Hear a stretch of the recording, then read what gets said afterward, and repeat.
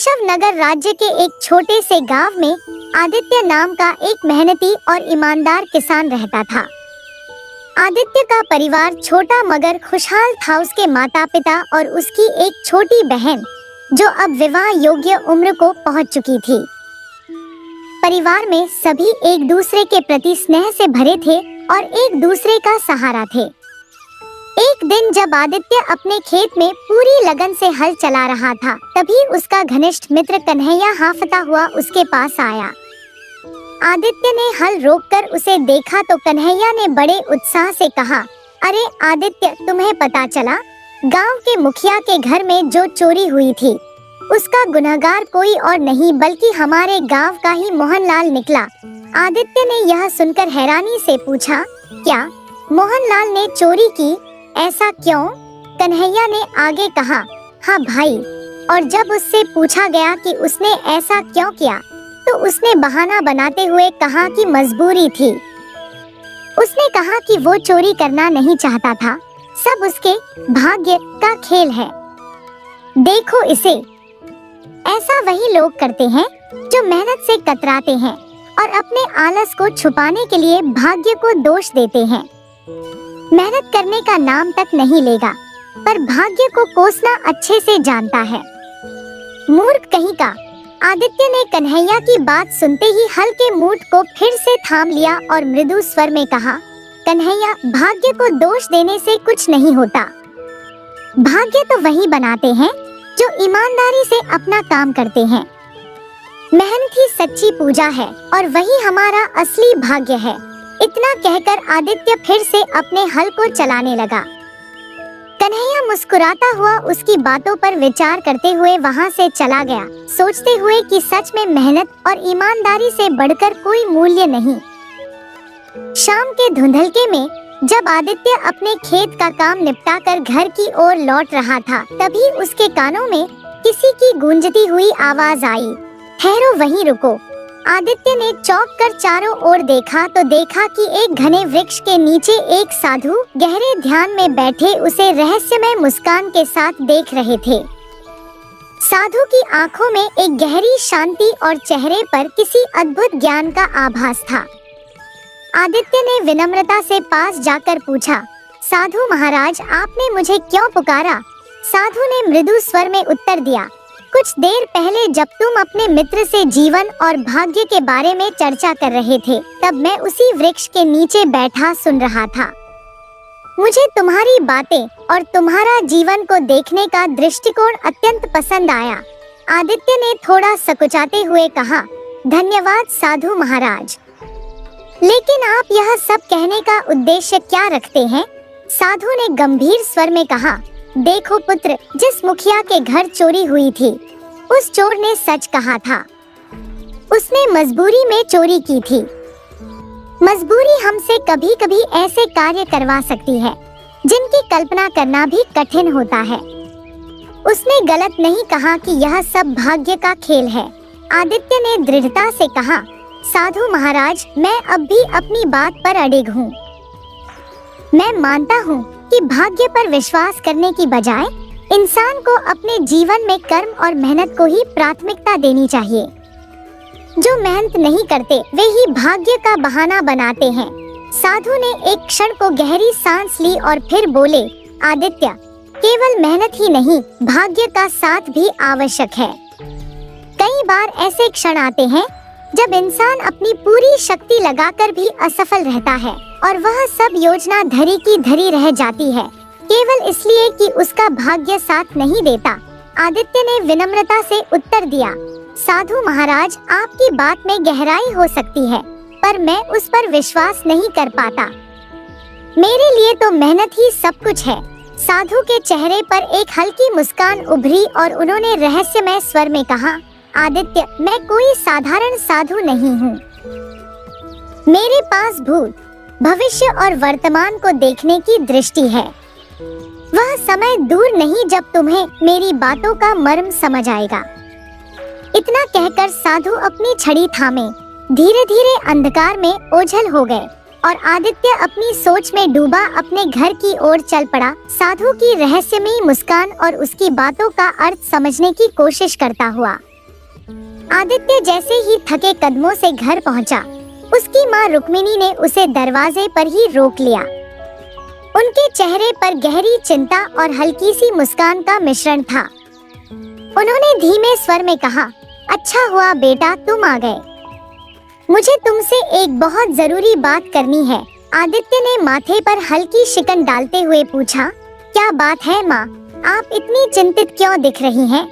रुक्मिणी ने एक क्षण के लिए ठहरकर गहरी सांस ली और फिर बोली, आदित्य, तुम्हारी बहन मोहिनी अब विवाह योग्य हो गई है। हमने उसके लिए एक अच्छा वर भी ढूंढ लिया है। लड़का बहुत ही संस्कारी और मेहनती है और सबसे अच्छी बात यह है कि वह हमारे गांव के जमींदार के परिवार का करीबी रिश्तेदार है। यह सुनकर आदित्य के चेहरे पर एक गंभीरता और अपनेपन का भाव आ गया। उसने आश्वासन भरे स्वर में कहा, माँ आप चिंता मत कीजिए, मेरी प्यारी बहन का विवाह तो मैं धूमधाम से करूँगा। इस बार की फसल बहुत अच्छी है, राज्य भर में इसकी अच्छी मांग है। फसल कटाई शुरू होते ही मैं इसे अच्छे दामों पर बेचूंगा। इस बार मैं ऐसा इंतजाम करूंगा कि मोहिनी का विवाह गांव भर में याद किया जाएगा। आदित्य की आत्मविश्वास भरी बातें सुनकर रुक्मिणी और परिवार के अन्य सदस्यों के चेहरों पर संतोष और गर्व की एक चमक सी आ गई। उनके दिल को सुकून मिला कि उनका बेटा न केवल एक मेहनती किसान है, बल्कि एक समर्पित भाई भी है। अगले दिन जब आदित्य उत्साह से अपने खेत पर पहुंचा, तो वहां का दृश्य देखकर मानो उसके पैरों तले जमीन खिसक गई। उसे अपनी आंखों पर विश्वास ही नहीं हो रहा था। लहलहाती फसल अब मुरझाई हुई दिखाई दे रही थी और उन पर कीड़े रेंगते नजर आ रहे थे। आदित्य ने घबराते हुए अपने माथे पर से पसीना पोंछा और बुदबुदाया, हे भगवान, यह क्या हो गया? मेरी फसल में तो कीड़े लग गए। सब कुछ बर्बाद हो जाएगा अगर कुछ नहीं किया तो। आदित्य ने तुरंत ही फैसला किया कि किसी तरह फसल को बचाना होगा। उसने बाजार से सबसे मजबूत कीटनाशक लाकर खेतों पर छिड़क दिया। वह दिन रात मेहनत करता रहा, हर दिन अपने खेत में घंटों बिता देता, यह उम्मीद लगाए कि शायद कुछ बच जाए। मगर उसकी सारी कोशिशें विफल रहीं। कीड़ों का प्रकोप कम होने का नाम ही नहीं ले रहा था और देखते ही देखते उसकी पूरी फसल नष्ट हो गई। अपनी मेहनत को इस तरह बर्बाद होता देख आदित्य का दिल टूट गया। वह भारी कदमों से और निराशा में डूबा हुआ चुपचाप घर लौट आया। उसके चेहरे पर गहरे दुख और हताशा की छाया थी। आदित्य को उदास और निराश देखकर उसकी माँ रुक्मिणी का दिल पिघल गया। उन्होंने उसकी ओर स्नेह भरे स्वर में पूछा, क्या हुआ बेटा? आज तुम्हारा चेहरा इतना मुरझाया हुआ क्यों है? आदित्य ने सिर झुकाते हुए सारा हाल सुनाया। माँ, हमारी सारी फसल बर्बाद हो गई है। कीड़ों ने सब कुछ नष्ट कर दिया। मैं समझ नहीं पा रहा कि अब क्या करूं। मेरी सारी मेहनत मिट्टी में मिल गई। रुक्मिणी ने उसके कंधे पर हाथ रखते हुए कहा, बेटा चिंता क्यों करते हो? तुम ही तो कहते हो कि मेहनत ही असली भाग्य है, तो फिर इतनी जल्दी हार मान ली? जाओ जमींदार से कर्ज ले लो और केशव नगर जाकर अच्छे बीज लेकर आओ। फिर से फसल बोने की तैयारी करो। हर असफलता हमें कुछ सिखाती है, इसे भी एक सीख मानो। माँ की बातों से आदित्य के अंदर फिर से आशा की लौ जल उठी। उसने साहस बटोरा और जमींदार की हवेली की ओर चल पड़ा। वहां पहुंचकर आदित्य ने जमींदार को सारा हाल सुनाया और विनम्रता से कहा, जमींदार साहब, मेरी फसल इस बार पूरी तरह बर्बाद हो गई है। मुझे बीज खरीदने के लिए कर्ज की आवश्यकता है। कृपया मेरी मदद कीजिए। जमींदार ने थोड़ी देर तक सोचा, फिर गंभीरता से बोला, आदित्य, तुम्हें कर्ज देने में मुझे कोई आपत्ति नहीं है, पर तुम्हें पता है कि मेरे ब्याज की दर बहुत भारी होती है। सोच लो, क्या तुम इसे समय पर चुका पाओगे? यह जोखिम तुम्हारे लिए बहुत बड़ा हो सकता है। जमींदार की बातों से आदित्य के मन में थोड़ी चिंता जरूर आई, पर अपनी माँ की प्रेरणा और खुद पर विश्वास रखते हुए उसने दृढ़ता से सिर हिलाया। जमींदार साहब, सारा गांव जानता है कि मैं मेहनती और ईमानदार हूँ, आदित्य ने विनम्रता से कहा। मुझ पर थोड़ा तो भरोसा कीजिए, जमींदार ने हल्की हंसी के साथ कहा। सही कह रहे हो आदित्य, मगर भरोसा तो उन पर किया जाता है जिन्हें उधार देना हो, ब्याज पर नहीं।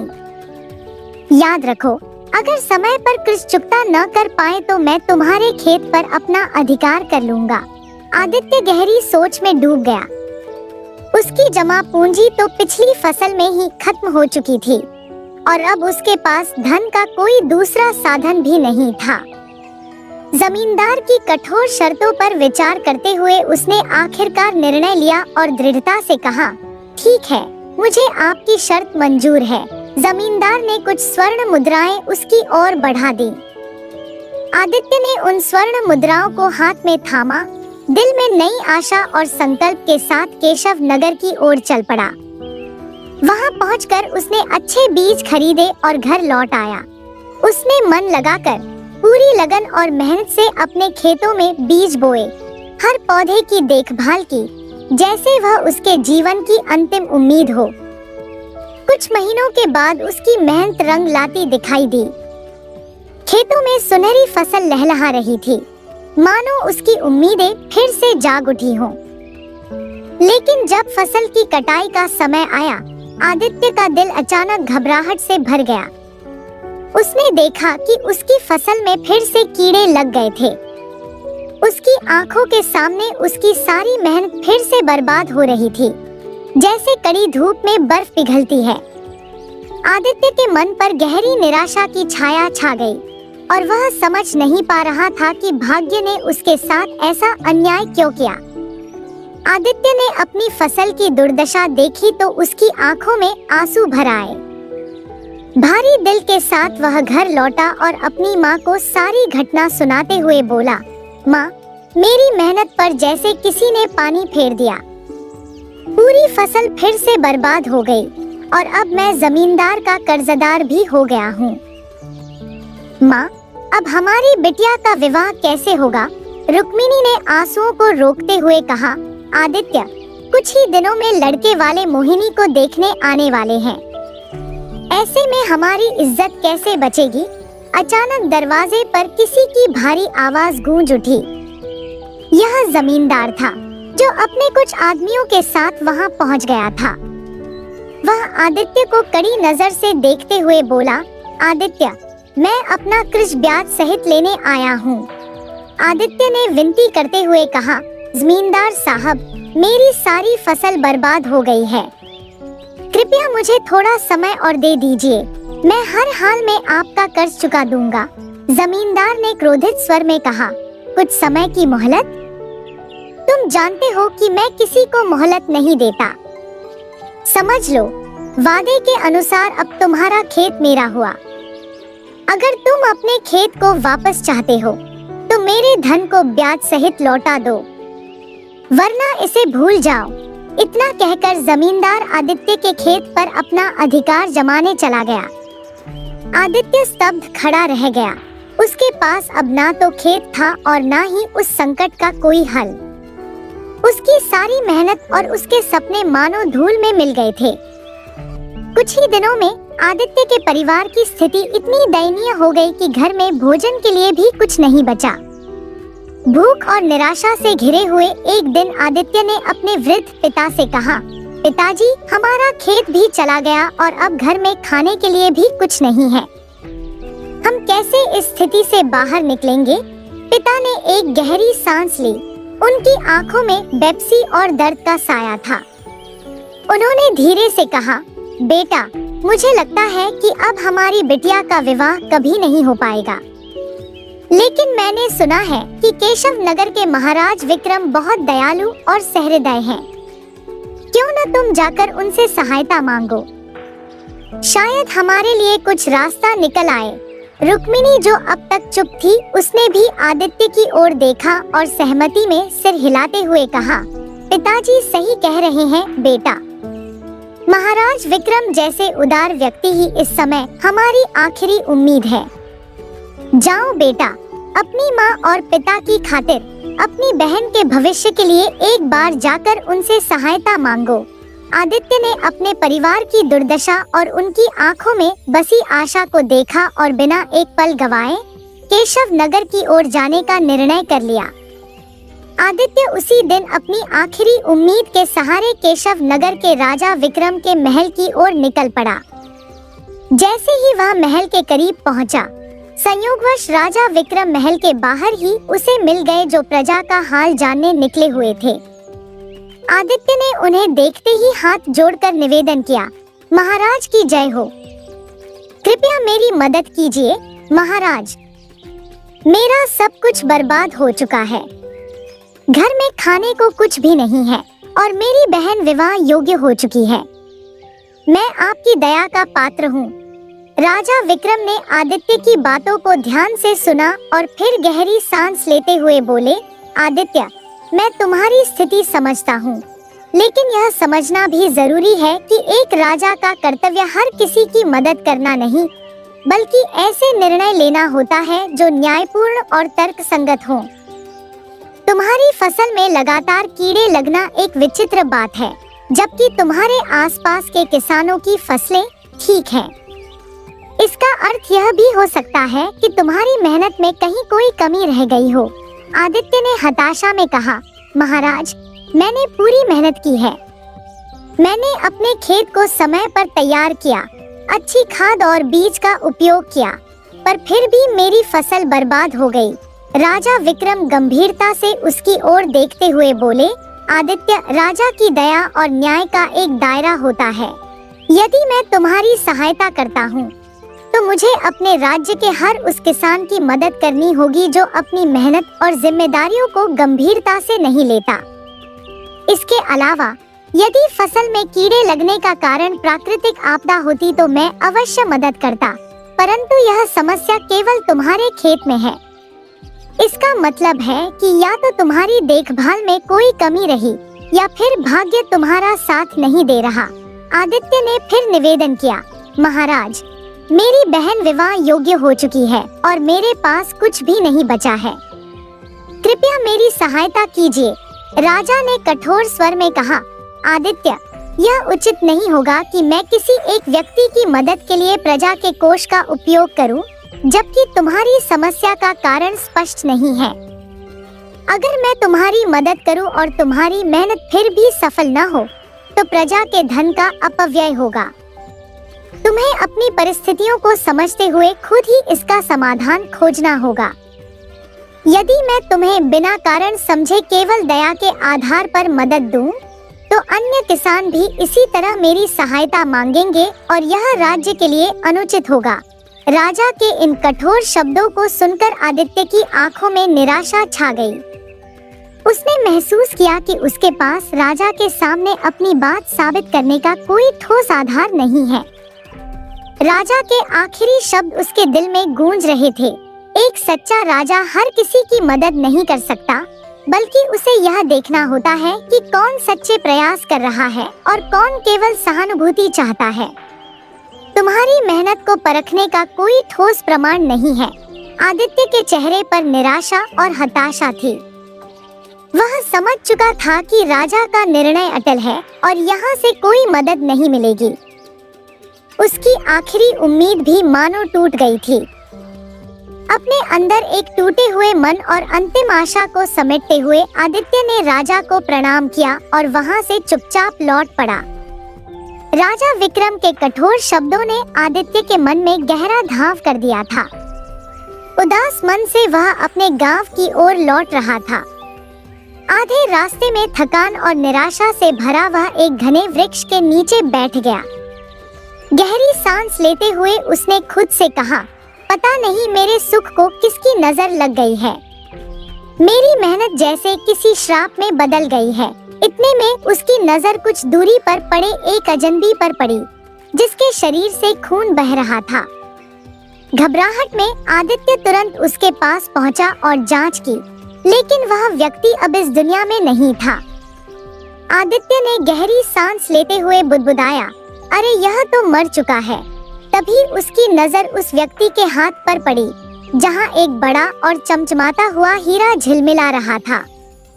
उसने ध्यान से देखा और उसके मन में एक विचार आया, यह हीरा तो बेहद कीमती लगता है। अगर इसे केशव नगर जाकर किसी जौहरी को बेच दूं, तो इससे मुझे अच्छी खासी रकम मिल जाएगी। फिर मैं जमींदार का कर्ज चुकाकर अपना खेत छुड़ा सकता हूँ। उसकी आंखों में एक नई उम्मीद की चमक उभर आई और उसने उस हीरे को उठाने का निर्णय लिया।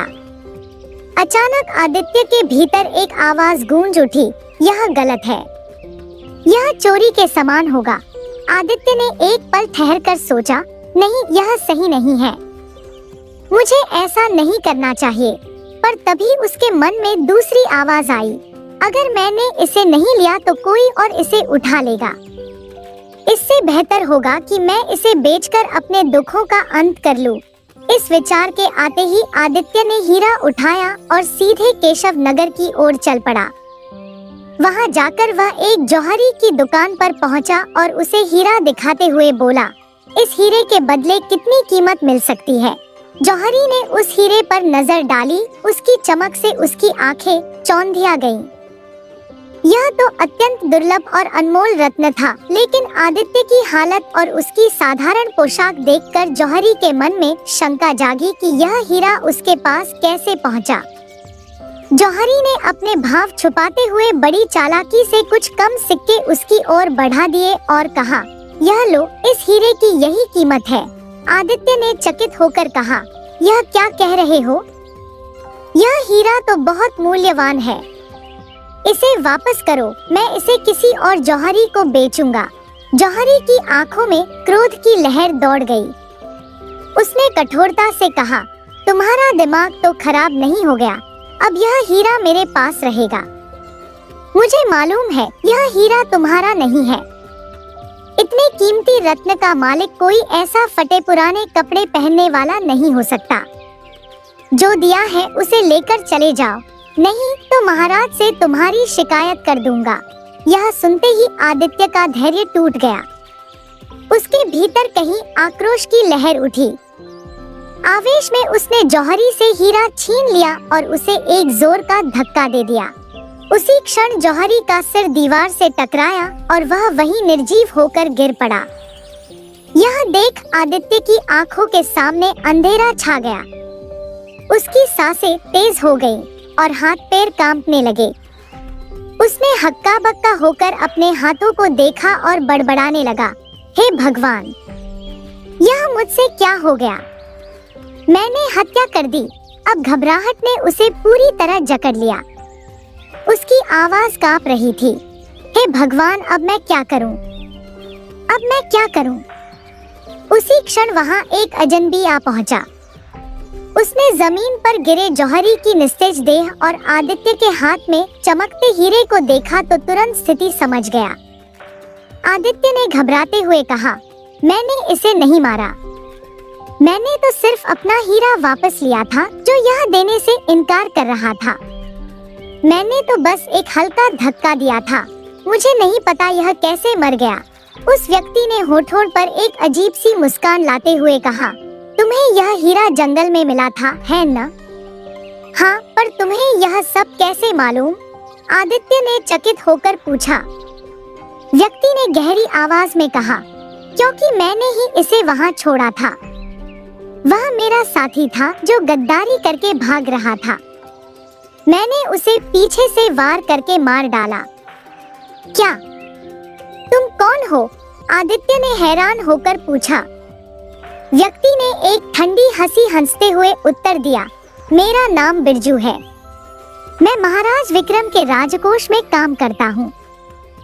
मैंने ही राजकोष से स्वर्ण मुद्राएं और हीरे चुराए थे और यह जौहरी मेरा खरीदार था। अच्छा हुआ कि यह मर गया, क्योंकि यह हमेशा मुझसे चोरी के हीरे खरीदता था, परंतु उनके बहुत ही कम दाम देता था। और जब मैं कहीं और हीरे बेचने की बात करता तो यह महाराज से मेरी शिकायत कर देने की धमकी दिया करता था। बिरजू ने अपनी जेब से एक भारी पोटली निकाली, जिसे खोलते ही उसमें से छोटे छोटे हीरे चमक उठे। उसकी चमक से आदित्य की आंखें चौंधिया गईं। बिरजू ने पोटली उसकी ओर बढ़ाते हुए कहा, यह पोटली अपने पास रखो और इसे अपने गांव ले जाओ। कुछ दिनों बाद मैं खुद इसे लेने आऊंगा। आदित्य ने चकित होकर कहा, लेकिन यह तो ढेर सारे हीरे हैं। क्या ये भी तुमने महाराज विक्रम के खजाने से चुराए हैं? बिरजू ने धीरे से मुस्कुराते हुए सिर हिलाया। हाँ, और मैं ऐसा इसलिए कर रहा हूँ क्योंकि महाराज के मंत्री को मुझ पर शक हो गया है। ये हीरे तुम्हारे घर में सुरक्षित रहेंगे और किसी को तुम पर शक भी नहीं होगा।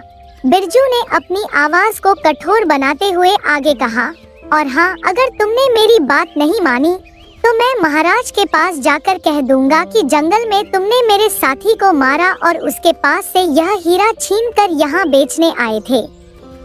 और जब इस जौहरी ने हीरा खरीदने से इनकार किया तो तुमने इसे भी मार डाला। हर तरफ से घिर जाओगे आदित्य। सोच लो, तुम्हारे पास और कोई रास्ता नहीं है। आदित्य के पैरों तले से जमीन खिसक गई। उसने महसूस किया कि वह एक ऐसे जाल में फंस चुका है जिससे निकलना अब शायद नामुमकिन था। आदित्य ने घबराहट में कहा, नहीं नहीं, तुम ऐसा मत करो। मैं वही करूंगा जो तुम कहोगे। बिरजू ने हल्की सी मुस्कान के साथ कहा, मुझे तुमसे यही उम्मीद थी। फिर उसने मरे हुए जौहरी की जेब से ढेर सारी स्वर्ण मुद्राएं निकाली और आदित्य की ओर बढ़ाते हुए कहा, अब यह मर चुका है तो इसकी संपत्ति पर भी तुम्हारा ही अधिकार है। इन्हें रख लो। आदित्य ने कांपते हाथों से स्वर्ण मुद्राएं और हीरे की पोटली थाम ली और भारी कदमों के साथ अपने गांव की ओर बढ़ने लगा। उसके मन में डर और लालच की अनजानी सी लड़ाई चल रही थी। वहीं बिरजू उसकी हर हरकत पर नजर रखे चुपचाप उसके पीछे चल रहा था। उसकी आंखों में शातिर मुस्कान और इरादों की चपलता थी। कुछ घंटों की यात्रा के बाद आदित्य अपने घर पहुंचा। बिरजू ने आदित्य के गांव और घर का ठिकाना नोट कर लिया और मन ही मन संतुष्ट होकर वहां से लौट गया। उस रात आदित्य के घर की खामोशी में सिर्फ उसकी धड़कनों की आवाज गूंज रही थी और एक अनजाने भय की परछाई उसके चारों ओर मंडरा रही थी। आदित्य ने बिरजू द्वारा दी गई हीरों की पोटली को गुप्त स्थान पर छिपा दिया और फिर स्वर्ण मुद्राएं लेकर अपने पिता सुखदेव के पास पहुंचा। मुद्राएं उनके हाथों में रखते हुए उसने कहा, पिताजी, महाराज विक्रम ने मेरी कठिनाइयों की कहानी सुनी और मुझ पर तरस खाकर यह स्वर्ण मुद्राएं इनाम के रूप में दी हैं। सुखदेव की आंखों में राहत और खुशी की चमक आ गई। उन्होंने भावुक होकर कहा, यह तो बहुत बड़ा वरदान है आदित्य। इन मुद्राओं से हमारा कर्ज उतर जाएगा, खेत भी वापस मिल जाएगा और बिटिया का विवाह भी हो सकेगा। कितना अच्छा हुआ। अगले दिन आदित्य ने दिल में निश्चय कर लिया और जमींदार के पास जा पहुंचा। उसने स्वर्ण मुद्राएं निकाल कर कहा, यह लो, जितना कर्ज लिया था वह सूद सहित चुका रहा हूँ। अब मेरे सिर से इस बोझ को उतार दो। जमींदार ने मुद्राएं गिनते हुए कहा, अच्छा भाई, यह लो, आज से तुम्हारा खेत तुम्हारा ही हुआ। मुझे तो बस अपने धन की ही परवाह थी जो ब्याज सहित मिल गया। अब तुम्हारा कर्ज चुक गया, बात खत्म। आदित्य जमींदार की हवेली से प्रसन्न मन से लौट रहा था, लेकिन जैसे ही वह अपने घर पहुंचा, उसके कदम ठिठक गए और उसके चेहरे की खुशी एक पल में गायब हो गई। सामने का दृश्य उसे स्तब्ध कर गया। उसके घर के भीतर राजा विक्रम, उनके मंत्री हुकुम सिंह और 2 सैनिक खड़े थे। सैनिकों ने बिरजू को कसकर पकड़ रखा था। राजा विक्रम के सामने खड़े होकर हुकुम सिंह ने कहा, महाराज, हमारे गुप्तचर ने बताया कि यह बिरजू इसी घर में छिपा हुआ था। महल से चोरी हुई स्वर्ण मुद्राएं और हीरे इसी के हाथों चुराए गए थे। कल जब गुप्तचर ने उस जौहरी की दुकान की जांच की तो उसे मृत अवस्था में पाया। बिरजू ने हड़बड़ाकर चिल्लाते हुए कहा, महाराज, मैंने जौहरी की हत्या नहीं की, उसे तो आदित्य ने मारा है और मेरे साथी को भी आदित्य ने ही मौत के घाट उतारा है। यह सुनते ही आदित्य के होश उड़ गए। उसका चेहरा फक पड़ गया और उसके हाथ पैर कांपने लगे। राजा विक्रम ने क्रोध से भरी आवाज में कहा, और तुम मुझसे सहायता मांगने आए थे? सच्चाई छुपाने का कोई प्रयोजन नहीं। चुपचाप बताओ, राजकोष से चोरी किए गए हीरे कहाँ हैं?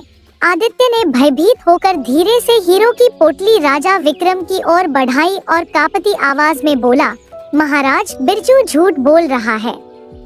मैं केवल जौहरी के पास अपना हीरा बेचने गया था, लेकिन उसकी नीयत बदल गई।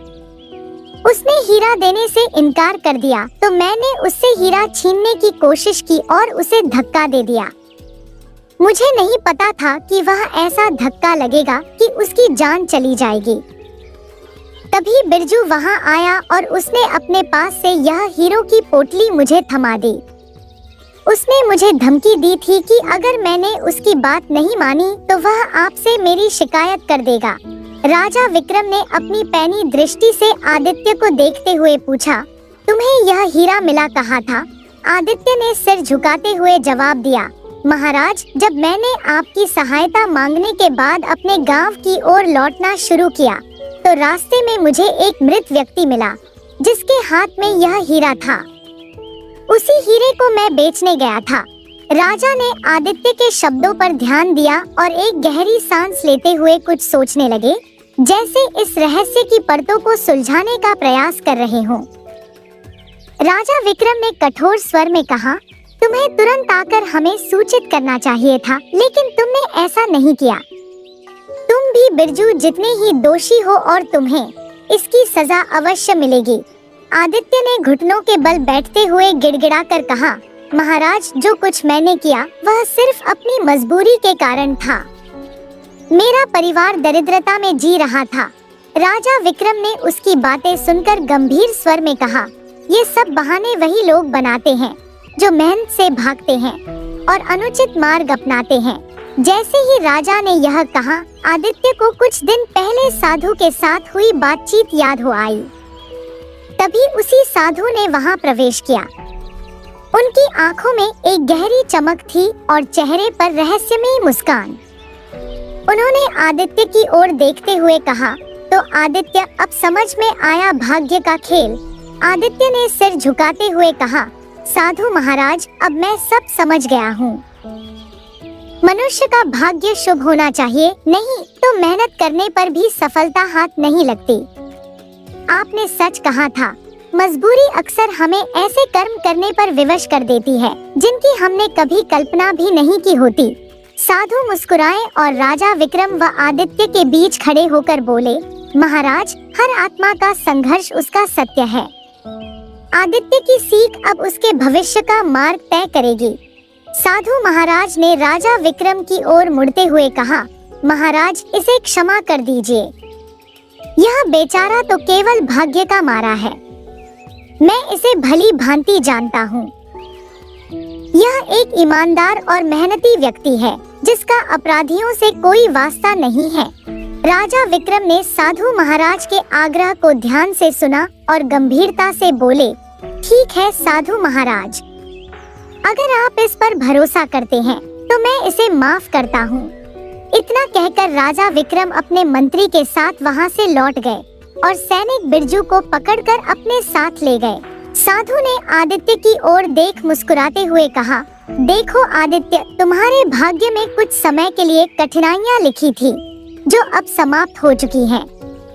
अतः मेहनत आवश्यक है, परंतु भाग्य का साथ होना भी उतना ही महत्वपूर्ण है। साधु की ये बातें आदित्य के मन में गहराई तक उतर गईं।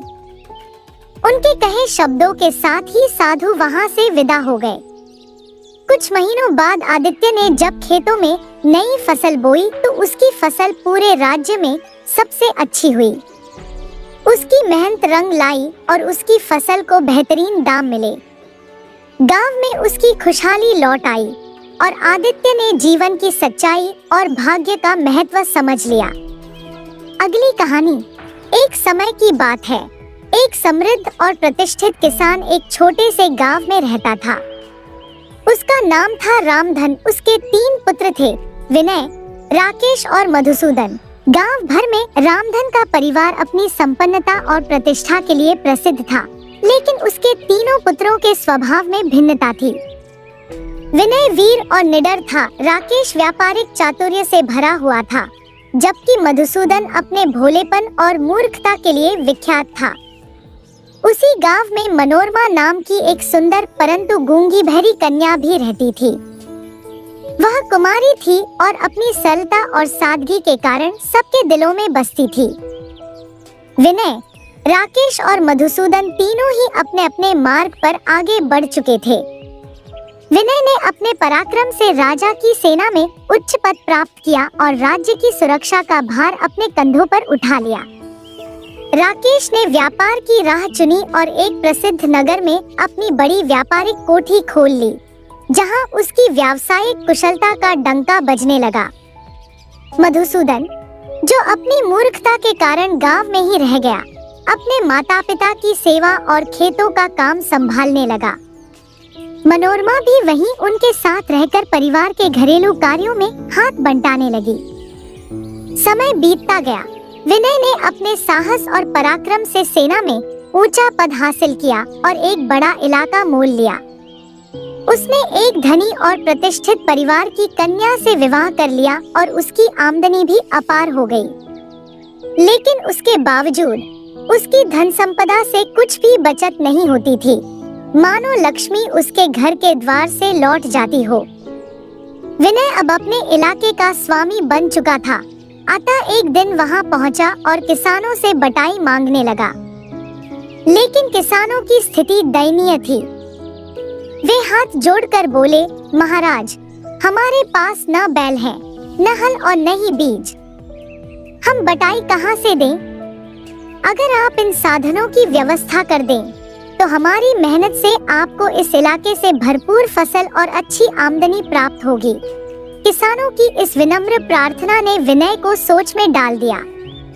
वह तुरंत अपने गांव लौटा और अपने पिता रामधन के पास जाकर बोला, पिताजी, मैंने अपनी मेहनत और पराक्रम से राजा की सेवा कर यह इलाका प्राप्त किया है, लेकिन इसके सही ढंग से संचालन के लिए धन की आवश्यकता है। मैं आपका तीसरे भाग का हकदार हूँ, इसलिए कृपया मुझे मेरा हिस्सा दे दीजिए, ताकि मैं अपने इलाके को सुसज्जित कर सकूं और किसानों की सहायता कर सकूं। पिता रामधन ने विनय की बात ध्यान से सुनी और गंभीर स्वर में बोले, बेटा, यह बताओ, जब तुम नौकरी कर रहे थे, तो क्या कभी अपने परिवार के लिए कोई धन भेजा? यहाँ सब कुछ मधुसूदन ही संभालता रहा है। तुम्हें अपना हिस्सा देना मधुसूदन और मनोरमा के साथ अन्याय होगा। विनय, जो अपनी महत्वाकांक्षाओं में डूबा हुआ था, तुरंत बोला, पिताजी, मधुसूदन तो मूर्ख है और मनोरमा गूंगी बहरी है। वे इस धन का क्या करेंगे? वे धन से कोई लाभ नहीं उठा सकते। उनके लिए इसे रखना व्यर्थ है। पिता ने विनय की बात सुनकर कुछ पल सोचा और फिर बोले, ठीक है, मैं मधुसूदन से पूछता हूँ। अगर वह सहमत होगा तो मैं तुम्हें तुम्हारा हिस्सा दे दूंगा। जब रामधन ने मधुसूदन से इस विषय में पूछा, तो मधुसूदन ने अपनी सहज मुस्कान के साथ उत्तर दिया, पिताजी, विनय भैया को उनका हक मिलना चाहिए। मेरा क्या है, मैं जैसा हूँ वैसे ही ठीक हूँ। उन्हें उनका तीसरा भाग दे दीजिए। मधुसूदन की इस उदारता से रामधन का हृदय पिघल गया। विनय ने अपने पिता से अपना तीसरा भाग प्राप्त किया और वह राजा के पास वापस चला गया, इस विश्वास के साथ कि अब वह अपने इलाके को समृद्ध बना सकेगा। इधर राकेश ने भी अपनी व्यापारिक कुशलता से अपार धन संपत्ति अर्जित की और समाज के प्रतिष्ठित और धनी व्यक्ति की पुत्री से विवाह किया। परंतु उसके मन में धन की लालसा कभी शांत नहीं हुई। वह सोचता रहा कि उसके पिता के पास अब भी जो संपत्ति है, उसमें उसका भी अधिकार है। इसी लालच के वशीभूत होकर एक दिन वह भी अपने पिता रामधन के पास आ पहुंचा और अपना तीसरा भाग मांगने लगा। रामधन, जो वर्षों से अपने दोनों बेटों की स्वार्थपरता को देख रहे थे, गहरी सांस लेते हुए बोले, राकेश, मैं तुम्हें एक कौड़ी भी देने के पक्ष में नहीं हूँ। तुमने अपने व्यापारिक कौशल से इतना धन इकट्ठा किया, क्या कभी अपने वृद्ध पिता की ओर मुड़कर भी देखा? यहाँ जो कुछ भी है, वह मधुसूदन की मेहनत का फल है। वह दिन रात खेतों में पसीना बहाता है और तुम चाहते हो कि उसका हिस्सा काट कर तुम्हें दे दिया जाए। यह तो अन्याय होगा। राकेश, जो अब तक धन और वैभव के नशे में चूर था, व्यंग्य से बोला, पिताजी, मधुसूदन तो मूर्ख है। उसे धन से क्या करना है, आप ही बताइए। क्या कोई भी व्यक्ति अपनी कन्या का विवाह मधुसूदन जैसे मूर्ख से करेगा? और रही बात मनोरमा की, वह तो गूंगी और बहरी है। इन दोनों के लिए धन का कोई महत्व नहीं। मैं खुद मधुसूदन से पूछ लेता हूँ, वह क्या कहता है। अतः राकेश ने मधुसूदन के पास जाकर उससे अपने हिस्से की मांग की। मधुसूदन, जिसने सदैव दूसरों के हित को अपने से ऊपर रखा था, हंसते हुए बोला, भैया आप जो चाहें ले जाइए, मुझे किसी भी चीज की आवश्यकता नहीं है। मेरा जीवन माता पिता की सेवा और खेती बाड़ी के साथ ही सुखी है। मधुसूदन की इस सरलता और उदारता ने राकेश को उसका तीसरा भाग आसानी से दिला दिया। राकेश भी अपना हिस्सा लेकर अपने व्यापारिक संसार में लौट गया, जहां धन का जाल और भी बड़ा था। इधर मधुसूदन, जो अब भी वही कुछ बची हुई संपत्ति के साथ खेतों में काम करता रहा, अपनी निस्वार्थ भावना और सेवा भाव से माता पिता का भरण पोषण करता रहा। उसके पास भले ही अधिक धन न था, लेकिन संतोष और सेवा की दौलत उसके दिल में भरपूर थी। गांव में यह चर्चा होती रही कि धन और शक्ति के बावजूद विनय और राकेश ने जो खो दिया था, वह मधुसूदन और मनोरमा के पास शेष रहा, सच्चा प्रेम, त्याग और अपने कर्तव्यों का निर्वाह। यह सब देखकर अधर्म को बहुत कष्ट हुआ। उसे इस बात का बड़ा दुख था कि विनय, राकेश और मधुसूदन तीनों भाइयों ने आपस में प्रेम पूर्वक धन का बंटवारा कर लिया और जरा भी झगड़ा नहीं किया। अधर्म यह सोचने लगा कि ऐसा तो संभव ही नहीं था। वह अपने को शांत न रख सका और अपने 3 विशिष्ट भूतों को बुलाकर बोला, देखो, विनय, राकेश और मधुसूदन तीनों भाई हैं। धन बांटते समय उनमें झगड़ा होना चाहिए था, लेकिन इस मूर्ख मधुसूदन ने सारी योजना चौपट कर दी। उसकी मूर्खता के कारण ये तीनों भाई बड़े आनंद से अपना जीवन बिता रहे हैं। यह सहन नहीं किया जा सकता। तुम तीनों जाओ और ऐसा उत्पात मचाओ कि ये तीनों भाई एक दूसरे के खून के प्यासे हो जाएं। याद रखना, काम बड़ी चतुराई से करना। तीनों भूत, जो अधर्म के प्रिय सेवक थे, एक साथ बोले, धर्मावतार। अगर हमने तीनों भाइयों को आपस में लड़ाकर मार न डाला, तो हम अपने को अधर्मराज के सेवक कहने के योग्य नहीं रहेंगे। अधर्म ने उनकी बातें सुनकर जोर से हंसते हुए कहा, शाबाश, जाओ और याद रखना, अगर बिना काम पूरा किए वापस आए तो तुम्हारी खाल खींच लूंगा। यह चेतावनी गांठ बांध लो। तीनों भूत अधर्म की आज्ञा लेकर चल पड़े और एक सुनसान झील के किनारे आकर बैठ गए। वहां उन्होंने विचार किया कि कौन किस भाई के पीछे जाएगा और साथ ही एक नियम भी बना दिया कि जिस भूत का काम पहले पूरा हो जाए, वह दूसरे की सहायता करेगा। समय बीतता गया और कुछ दिनों बाद तीनों भूत फिर उसी झील के किनारे एकत्रित हुए। अब वे एक दूसरे को अपनी अपनी कथा सुनाने लगे कि किसने कौन सा उत्पात मचाया और किसने कितना काम किया। अधर्म के भूतों का यह खेल अभी आरंभ ही हुआ था और वे अपनी योजनाओं को सफल बनाने की चालें बुनने लगे थे। पहला भूत बोला, भाई साहब, मेरा काम तो पूरी तरह से सफल हो गया। विनय अब अपने पिता की शरण में जाने के सिवाय और कुछ कर ही नहीं सकता। दूसरा भूत उत्सुकता से पूछने लगा, बताओ तो, तुमने उसे किस तरह फंसाया? पहला भूत गर्व से बोला, मैंने विनय के मन में इतना अहंकार भर दिया कि वह एक दिन अपने राजा से कह बैठा, महाराज, यदि आप मुझे सेनापति बना दे तो मैं आपको सारा संसार जीतने में मदद करूंगा और आपको चक्रवर्ती सम्राट बना दूंगा। राजा ने उसकी बातों में आकर उसे तुरंत सेनापति बना दिया और उसे आदेश दिया, जाओ लंका के राजा को पराजित करके आओ। बस फिर क्या था, युद्ध की तैयारियां जोर शोर से शुरू हो गई। लड़ाई छिड़ने से ठीक एक रात पहले मैंने विनय के बारूद को पूरी तरह से गीला कर दिया ताकि वह बेकार हो जाए। इसके साथ ही मैंने लंका के राजा के लिए घास के अनगिनत सैनिक बना दिए जो दूर से देखने पर असली योद्धा प्रतीत होते थे। अगले दिन जब दोनों सेनाएं आमने सामने आईं, तो विनय के सैनिकों ने उन अनगिनत घास के योद्धाओं को देखा और उनके होश उड़ गए। विनय ने तुरंत तोपों से गोले बरसाने का आदेश दिया, लेकिन बारूद तो गीला हो चुका था। तोपें कोई असर नहीं दिखा पाईं। नतीजा यह हुआ कि विनय की सेना को शर्मनाक तरीके से भागना पड़ा। राजा ने इस हार से क्रोधित होकर विनय का बड़ा अपमान किया और उसकी सारी जमीन जायदाद छीन ली। अब वह राजा के आदेश पर बंदी खाने में कैद है। बस मेरा काम अब सिर्फ इतना बाकी है कि उसे बंदी खाने से निकालकर उसके पिता के पास वापस पहुंचा दूं। इसके बाद मेरी छुट्टी हो जाएगी और फिर मैं किसी और की मदद के लिए तैयार रहूंगा। पहले भूत की यह कहानी सुनकर दूसरा भूत भी गर्व से बोला, मेरा काम भी पूरा हो चुका है, मुझे तुम्हारी मदद की कोई जरूरत नहीं। राकेश को फंसाने में मैंने पूरी चतुराई से काम लिया। पहले तो मैंने उसे खूब ऐशपरस्त और आलसी बना दिया। फिर उसके मन में इतनी लालच भर दी कि वह संसार भर से माल इकट्ठा करने लगा, जैसे उसकी प्यास कभी बुझने वाली नहीं थी।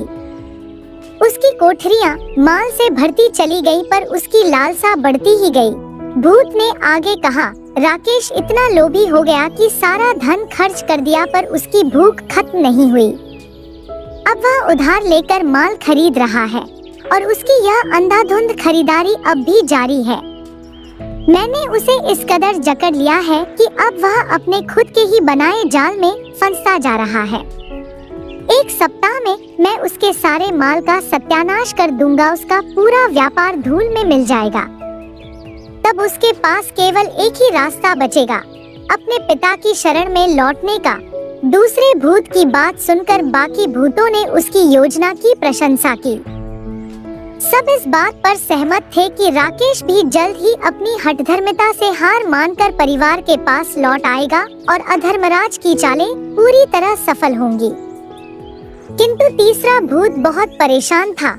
वह उदास मन से बोला, भाई, हमारी हालत तो बहुत खराब है। मैंने सोचा था कि मधुसूदन को आसानी से फंसा लूंगा, लेकिन वह तो हद से ज्यादा हठीला निकला।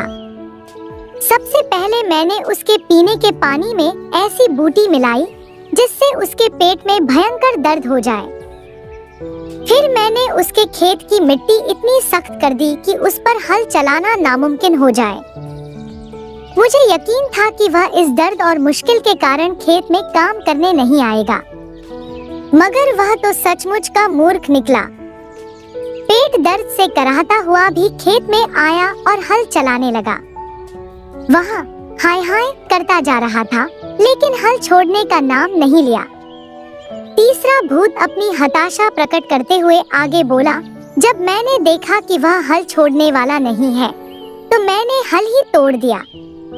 पर वह घर जाकर दूसरा हल ले आया और फिर से काम में जुट गया।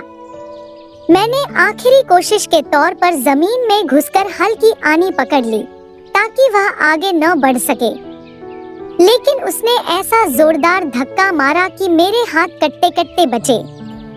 उसने लगभग पूरा खेत जोत लिया, अब सिर्फ एक छोटा सा टुकड़ा बचा है। अगर तुम लोग मेरी मदद नहीं करोगे तो सारा खेल बिगड़ जाएगा। उसने आगे अपनी चिंता जाहिर करते हुए कहा, अगर मधुसूदन इसी तरह मेहनत करता रहा और खेतों को जोतता बोता रहा, तो उसके भाई कभी भूखे नहीं मरेंगे। फिर उनमें आपस में कोई बैरभाव कैसे पैदा होगा? वह तो आराम से अपने भाइयों का पालन पोषण करता रहेगा और अधर्मराज की सारी योजना धरी की धरी रह जाएगी। पहला भूत, जो पहले से आत्मविश्वास से भरा हुआ था, बोला, चिंता मत करो, सब कुछ देख लिया जाएगा। मैं कल जरूर तुम्हारे पास आऊंगा। हम मिलकर इस मुश्किल का हल निकालेंगे। तीनों भूत अब यह तय करने लगे कि किस तरह मधुसूदन की कड़ी मेहनत और उसकी निस्वार्थ भावना को हराकर उसे भी अपने भाइयों की तरह असफल बनाया जा सके, ताकि अधर्मराज की योजनाएं सफल हों। अगले दिन मधुसूदन खेत में अपने हल से मिट्टी जोत रहा था, तभी अचानक उसका पैर एक झाड़ी में फंस गया। वह चौंक उठा, क्योंकि उसे याद था कि उस खेत में तो पहले कोई झाड़ी नहीं थी। यह झाड़ी कहां से आ गई? दरअसल यह भूत की चाल थी, जिसने झाड़ी का रूप धारण कर मधुसूदन की टांग पकड़ ली थी। मधुसूदन ने झाड़ी को ध्यान से देखा और बिना समय गंवाए झाड़ी को जड़ से उखाड़ फेंका। जब उसने उसे उखाड़ा तो देखा कि उसके नीचे एक काले रंग का भूत बैठा हुआ है। मधुसूदन ने तुरंत भूत का गला पकड़ लिया और सख्त स्वर में बोला, दबाऊं तेरा गला? भूत घबरा गया और गिड़गिड़ाते हुए बोला, मुझे छोड़ दो, मैं तुम्हारी हर बात मानूंगा, जो कहोगे वही करूंगा। मधुसूदन ने उसे ध्यान से देखा और पूछा, बताओ तो कि तुम कर क्या सकते हो? भूत ने विनम्रता से उत्तर दिया, मैं सब कुछ कर सकता हूँ, बस मुझे आदेश दो। मधुसूदन, जो पेट दर्द से परेशान था, बोला, अगर तुम सच में कुछ कर सकते हो तो मेरे पेट का दर्द ठीक कर दो। भूत ने तुरंत धरती से 3 औषधीय बूटियां निकाली। उसने एक बूटी मधुसूदन को खिलाई और चमत्कारिक रूप से मधुसूदन का दर्द तत्काल ठीक हो गया। फिर भूत ने मधुसूदन को बाकी 2 बूटियां दी और कहा, यह दोनों बूटियां अपने पास रख लो, जिसे भी यह खिलाओगे उसके सारे रोग दूर हो जाएंगे। अब मुझे जाने की आज्ञा दो, मैं वादा करता हूँ फिर कभी तुम्हारे पास नहीं आऊंगा। मधुसूदन ने भूत की बात मान ली और कहा, ठीक है, जाओ, परमात्मा तुम्हारा भला करे। मधुसूदन के मुख से परमात्मा का नाम सुनते ही भूत तुरंत रसातल में समा गया और वहाँ केवल एक छोटा सा छेद रह गया। मधुसूदन ने राहत की सांस ली। बची हुई 2 औषधीय बूटियां अपनी पगड़ी में बांध ली और खेत से घर लौट आया। जैसे ही वह घर पहुंचा, उसने देखा कि विनय और उसकी पत्नी घर आए हुए हैं। मधुसूदन ने उन्हें देखकर मन ही मन बहुत प्रसन्नता अनुभव की और हृदय से उनका स्वागत किया। विनय ने मधुसूदन से कहा, भाई मधुसूदन, जब तक मुझे कोई नई नौकरी नहीं मिल जाती, क्या तुम हमें यहाँ अपने घर में कुछ समय के लिए रख सकते हो? मधुसूदन ने सहजता से मुस्कुराते हुए उत्तर दिया, क्यों नहीं भाई, यह घर आपका ही है, आप यहाँ आनंद से रहिए, जब तक चाहें तब तक यहाँ रुकें। रात को भोजन का समय हुआ और सब लोग एक साथ बैठकर खाना खाने लगे। तभी विनय की पत्नी, जो स्वभाव से अत्यधिक अभिमानी और संभ्रांत थी, अपने पति से धीमे स्वर में बोली, यह मधुसूदन कितना गंवार और कितना गंदा है। इसके शरीर से मुझे बहुत दुर्गंध आ रही है। मेरे लिए इसके पास बैठना असहनीय हो रहा है। इसे बाहर भेज दो ताकि हम शांति से भोजन कर सकें। विनय ने अपनी पत्नी की बात सुनकर संकोच में पड़ते हुए मधुसूदन की ओर देखा और बोला, भाई मधुसूदन, मेरी पत्नी कह रही है कि तुम्हारे शरीर से दुर्गंध आ रही है, उसके लिए तुम्हारे पास बैठना मुश्किल हो रहा है। क्या तुम कृपया बाहर जाकर भोजन कर सकते हो? मधुसूदन ने अपनी सहज विनम्रता और धैर्य के साथ उत्तर दिया, बहुत अच्छा। अगर मेरी उपस्थिति से आप लोगों को कष्ट हो रहा है तो मैं बाहर जाकर ही भोजन कर लूंगा, इसमें कोई बात नहीं है। मधुसूदन ने बिना किसी शिकायत के अपना खाना उठाया और बाहर चला गया। उसका दिल साफ था और उसने कभी सोचा भी नहीं कि अपने घर में उसका ऐसा अपमान होगा। लेकिन उसकी आत्मा में कोई कटुता नहीं थी। वह अपने भाई और भाभी का सम्मान करते हुए चुपचाप बाहर चला गया, जैसे कुछ हुआ ही न हो। दूसरे दिन विनय का भूत मधुसूदन के खेत में आकर अपने साथी भूत को ढूंढने लगा। वह इधर-उधर खोजता रहा, लेकिन कहीं कोई सुराग नहीं मिला। आखिरकार खेत के एक कोने में उसे एक छोटा सा छेद दिखाई दिया। वह तुरंत समझ गया कि उसका साथी भूत मारा गया है और मधुसूदन ने बिना किसी बाधा के अपना खेत जोत लिया है। उसकी चाल पूरी तरह विफल हो चुकी थी। विनय का भूत निराश हुआ, लेकिन उसने हार नहीं मानी। वह सोचने लगा, अगर खेत में मधुसूदन को हराना मुश्किल है तो चलो चरावर में कुछ उत्पात मचाता हूँ। यह सोचकर वह मधुसूदन के चरावर में पहुंचा और वहां इतने अधिक पानी की बाढ़ छोड़ दी कि सारी घास पानी में डूब गई। चरावर में अब घास दिखाई ही नहीं दे रही थी, सिर्फ पानी ही पानी था। इतने में मधुसूदन वहां आ गया। उसने अपने हाथ में हंसुआ पकड़ा और घास काटने की तैयारी करने लगा, परंतु जैसे ही उसने हंसुआ घास पर चलाया, हंसुए का धार मुड़ गया। घास किसी भी तरह कटने का नाम नहीं ले रही थी। मधुसूदन ने कुछ देर कोशिश की, फिर अपने मन में सोचा, यहाँ समय बर्बाद करने से क्या फायदा। पहले हंसुआ को तेज कर लेना चाहिए। काम करना मेरा धर्म है और चाहे एक सप्ताह ही क्यों न लग जाए, मैं इस घास को काट कर ही जाऊंगा। बिना घास काटे लौट जाना यह मेरे स्वभाव में नहीं है। अगर मैं ऐसा करूं तो मेरा नाम मधुसूदन नहीं। मधुसूदन की यह दृढ़ निष्ठा और अडिग संकल्प भूत के हर प्रयास को विफल कर रही थी।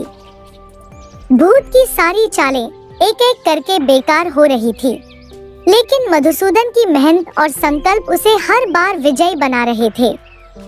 मधुसूदन घर जाकर हंसुआ ठीक कर लाया। भूत ने हंसुआ पकड़ने का साहस तो किया, पर सफल न हो सका, क्योंकि मधुसूदन लगातार घास काटता जा रहा था। जब केवल एक छोटा सा टुकड़ा घास बचा था तो भूत डरकर उसमें जा छिपा, लेकिन मधुसूदन रुकने वाला नहीं था। जैसे ही वह उस टुकड़े तक पहुंचा और घास काटने लगा, भूत वहां से भागा, पर उसकी पूंछ कट गई।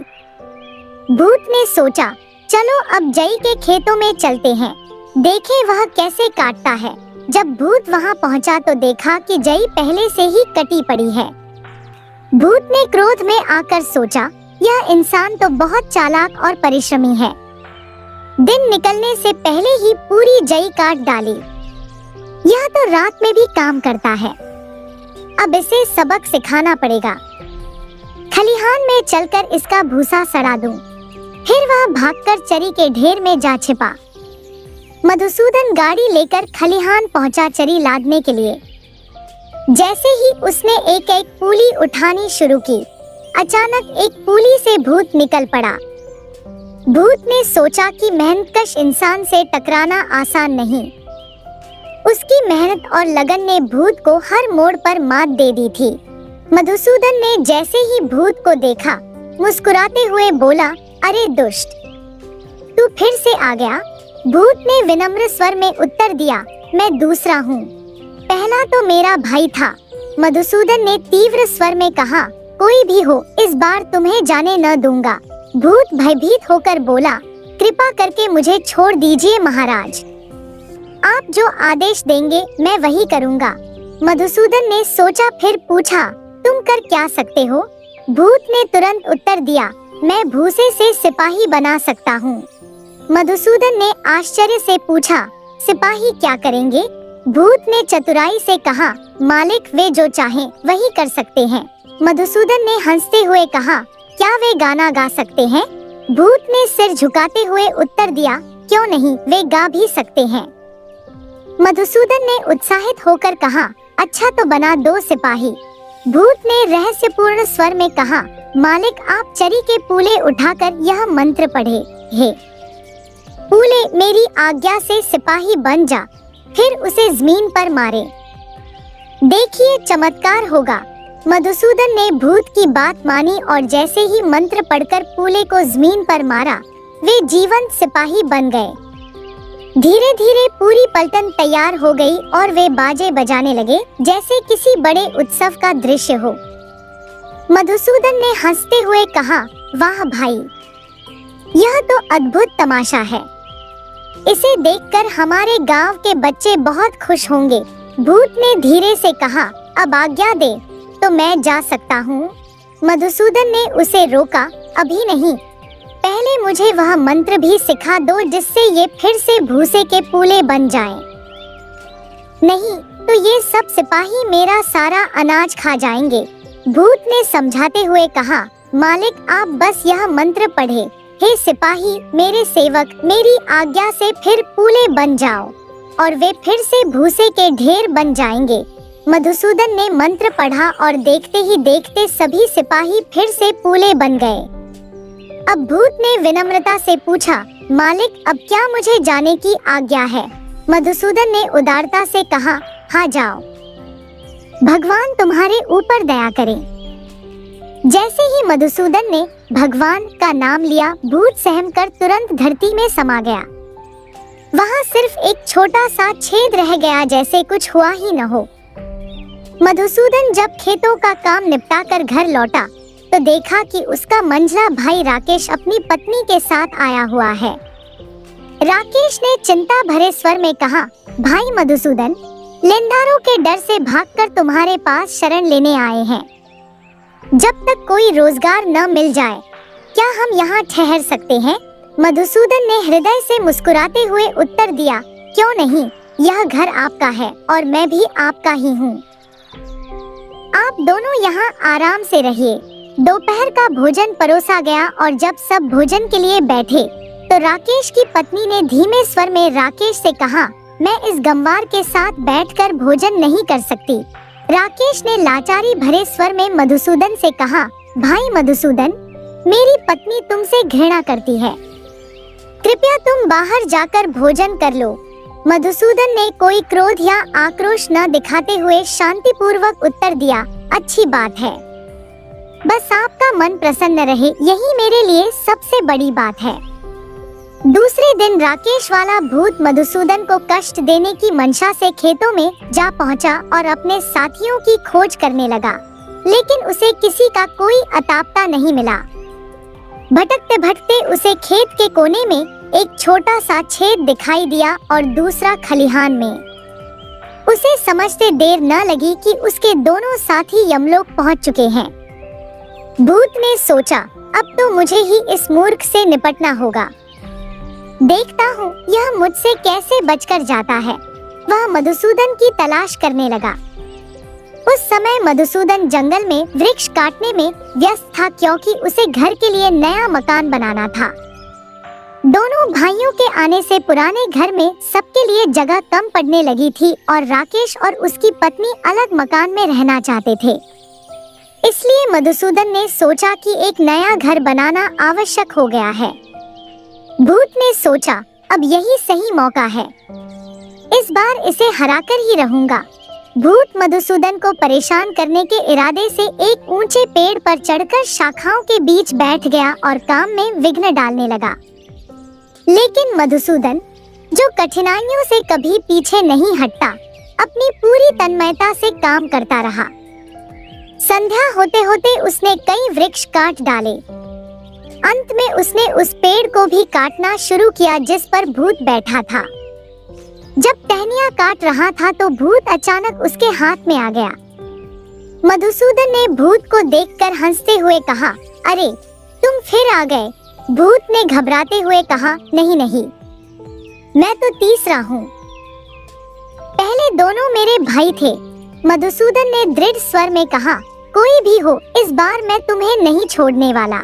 भूत गिड़गिड़ाते हुए बोला, मालिक जो आप कहेंगे मैं वही करूँगा, बस कृपा करके मुझे जान से न मारे। मधुसूदन ने गंभीरता से पूछा, अच्छा तो तुम क्या कर सकते हो? भूत ने उत्तर दिया, मैं वृक्ष के सूखे पत्तों से सोना बना सकता हूँ। मधुसूदन ने चकित होकर कहा, अच्छा तो बनाकर दिखाओ। भूत ने कुछ सूखे पत्ते उठाए, उन्हें अपने हाथों में मसलते हुए मंत्र पढ़ा और देखते ही देखते वे पत्ते चमचमाते सोने में बदल गए। मधुसूदन ने ध्यान से मंत्र को सीखा और सोने की चमक को देखकर मन ही मन प्रसन्न हुआ। मधुसूदन ने हंसते हुए कहा, भाई भूत, इसका रंग तो बड़ा सुंदर है, इससे बच्चों के खिलौने बहुत अच्छे बन सकते हैं। भूत ने विनम्रता से पूछा, अब आज्ञा है मालिक, तो मैं जाऊं? मधुसूदन ने स्नेह पूर्वक कहा, जाओ, परमेश्वर तुम्हारे ऊपर कृपा करें। जैसे ही मधुसूदन ने परमेश्वर का नाम लिया, भूत सहमकर धरती में समा गया और पहले की तरह एक छोटा सा छेद ही बाकी रह गया। मधुसूदन ने भूत से मिली नई विद्या को अच्छी तरह याद कर लिया और काम खत्म करके घर चला गया।